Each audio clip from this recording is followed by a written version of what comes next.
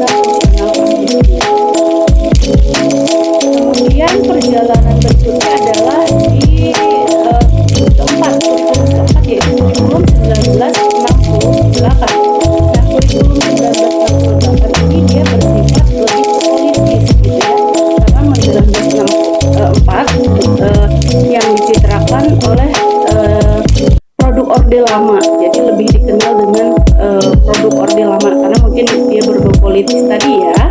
Jadi tujuan pada pembentuk pada kurikulum 1968 ini manusia Pancasila sejati. Jadi tujuannya untuk pembentukan manusia Pancasila sejati. Perjalanan kurikulum kelima yaitu kurikulum pada tahun 1975.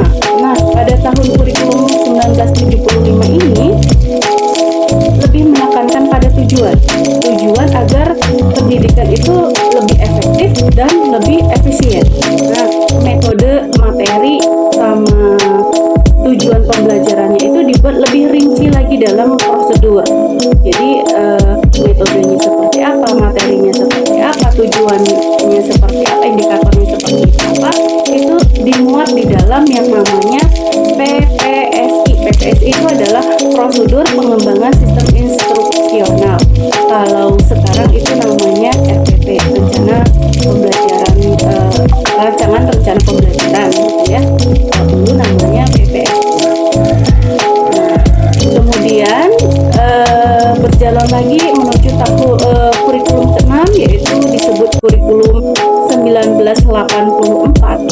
Nah, pada kurikulum 1984 ini mengusung proses skill approach gitu ya. Jadi kenapa dia disebut itu karena di kurikulum 1984 ini dia merupakan kurikulum penyempurnaan dari kurikulum 1975, kurikulum sebelumnya. Nah, jadi posisi peserta didik itu ditempatkan sebagai subjek belajar ya. Jadi guru itu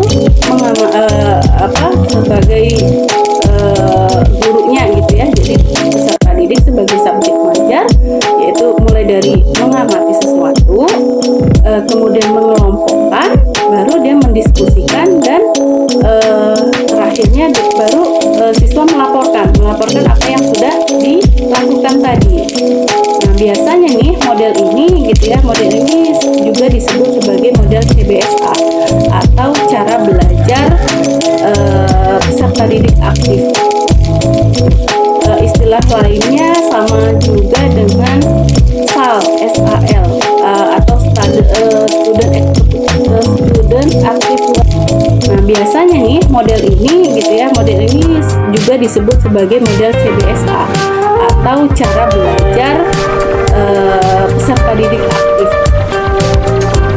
Istilah lainnya sama juga dengan SAL, SAL atau student active learning ya. Kemudian berjalan lagi menuju kurikulum berikutnya, yaitu kurikulum ke-7. Kurikulum ke-7 ini yaitu berada pada tahun 1994 dan langsung ke suplemen kurikulum 1999. Nah, pada kurikulum 1994 ini bergulir lebih pada upaya memadukan kurikulum-kurikulum sebelumnya gitu ya.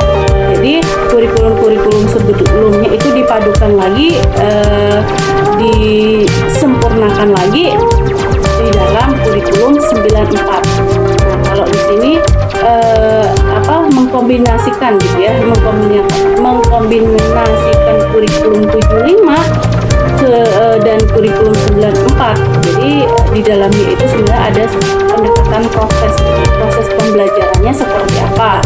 Nah, gitu. Pada tahun ini gitu ya, kritiknya itu bertebaran di mana-mana gitu ya. Banyak para para inilah ya mengkritik bahwasanya tentang kurikulum ini gitu ya, ya ada pro dan kontranya lah gitu ya. Jadi kritik bertebaran di mana-mana. Kemudian mengatakan bahwasanya beban belajar peserta didik ini terlalu berat gitu. mulai dari muatan nasional, muatan lokal gitu ya. Nah, jadi banyak kritikan pada kurikulum ini. Nah, kurikulum 94 ini memang dia menjelma menjadi kurikulum super padat gitu ya, karena memang kejatuhan rezim Soekarno gitu ya pada tahun 98. Makanya diikuti kehadiran suplemen kurikulum 99 gitu. Tetapi perubahannya dia lebih menambah materinya saja, materinya menjadi lebih panjang atau lebih detail saja gitu ya, yang awalnya materinya berapa gitu ya, ini menjadi lebih dalam lagi pembelajaran atau pembahasan dari suatu materi. Nah, kemudian perjalanan ke-8 gitu ya, itu merupakan kurikulum 2004 atau yang kita kenal dengan KBK, kurikulum berbasis kompetensi. Kurikulum berbasis kompetensi atau KBK ini setiap pelajarannya diuraikan, dijabarkan berdasarkan kompetensi apa ini yang harus dicapai oleh peserta didik kita. Nah gitu ya, jadi KBK ini memang tujuannya untuk mengeksplor kemampuan peserta didik secara maksimal, secara optimal, untuk mengkonstruk apakah yang telah dipelajari ini tadi sudah diterapkan ke dalam kehidupan sehari-hari atau belum, seperti itu ya. Kemudian perjalanan ke-9 gitu ya, itu merupakan kurikulum tingkat satuan pendidikan atau yang terkenal dengan KTSP atau 2006, kurikulum 2006 atau kurikulum KTSP gitu ya. Awal 2006 ini memang adalah uji coba KBK diberhentikan, kemudian muncul kurikulum kurikulum tingkat satuan pendidikan atau KTSP ini. Nah, pendidikan nasional ini memang harus mampu menjamin kemerataan sistem pendidikan gitu ya.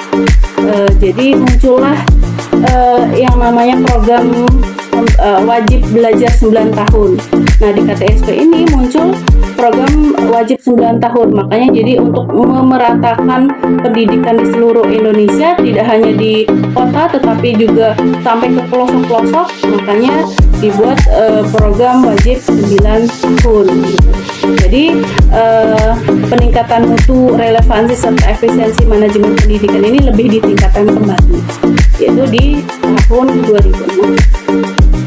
Kemudian yang terakhir gitu ya, ada kurikulum 2013. Nah, kurikulum 2013 ini lebih menekankan pada tantangan masa depan siswa atau peserta didik. Kurikulum 2013 ini lebih dirumuskan untuk menurut persepsi masyarakat. Kurikulum lama terlalu menitikberatkan pada aspek kognitif gitu kan ya. Jadi beban siswa itu katanya terlalu berat gitu ya, kurang bermuatan, kurang berkarakter. Nah, makanya di 2013 ini harapannya Indonesia itu dapat menghasilkan generasi yang produktif, efektif, inovatif gitu ya.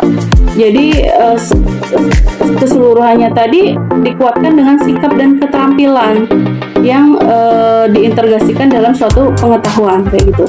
Jadi dia lebih ke produktif, kreatif gitu ya, afektif gitu ya. Kemudian penilaiannya juga kalau di kurikulum 13 kan sudah ada proses gitu ya, udah ada afektif, kognitif sama psikomotorik gitu ya. Dan lebih dituntut untuk ke pengembangan karakter juga. Jadi setiap untuk di kurikulum 2013 penyempurnaan gitu ya, untuk di penyempurnaan kurikulum 2013 ini guru itu menyisipkan nilai-nilai karakter di setiap materi pembelajaran. Itu dikarenakan memang tuntutannya untuk tadi agar bermuatan berkarakter pada peserta didik kita. Nah itu, jadi perjalanan kurikulum di Indonesia tadi ada 10 gitu ya, mulai dari merdekanya negara kita sampai di kurikulum 2013. Baik, mungkin itu saja pemaparan materi dari saya. Lebih dan kurangnya saya mohon maaf. Saya akhiri, wabillahi taufiq wal hidayah. Assalamualaikum warahmatullahi wabarakatuh. Terima kasih.